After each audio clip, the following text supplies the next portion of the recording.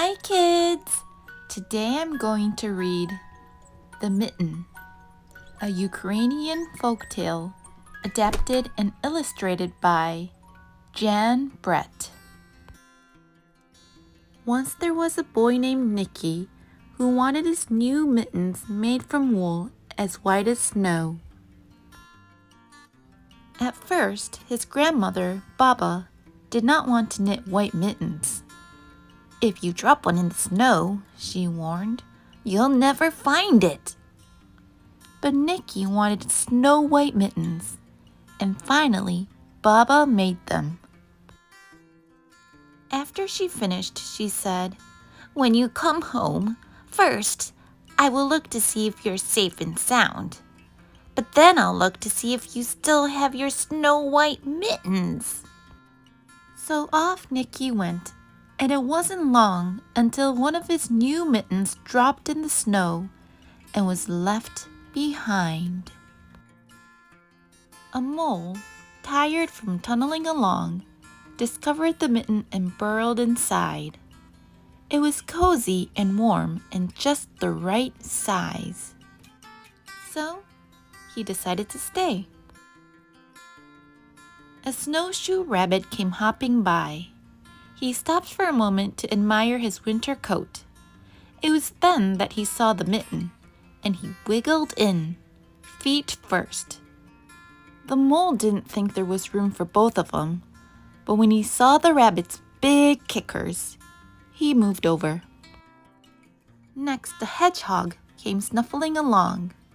Having spent the day looking under wet leaves for things to eat, he decided to move into the mitten and warm himself. The mole and the rabbit were bumped and jostled, but not being ones to argue with someone covered with prickles, they made room. As soon as the hedgehog disappeared into the mitten, a big owl, attracted by the commotion, swooped down.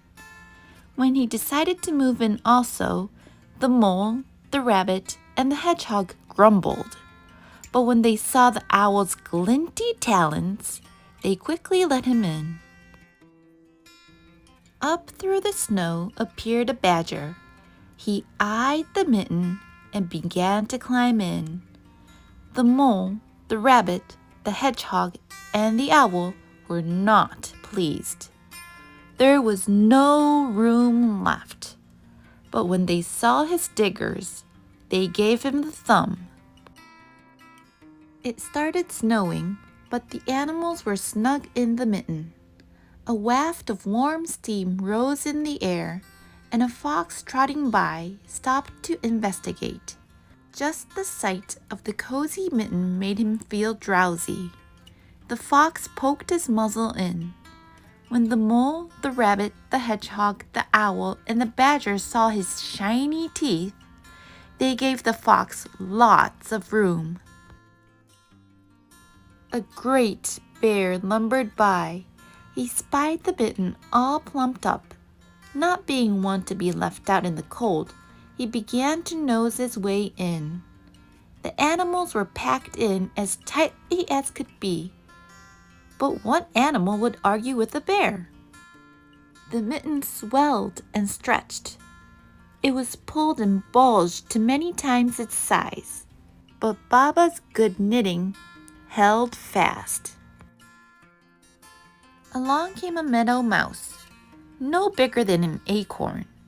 She wriggled into the one space left and made herself comfortable on top of the great bear's nose. The bear, tickled by the mouse's whiskers, gave an enormous sneeze.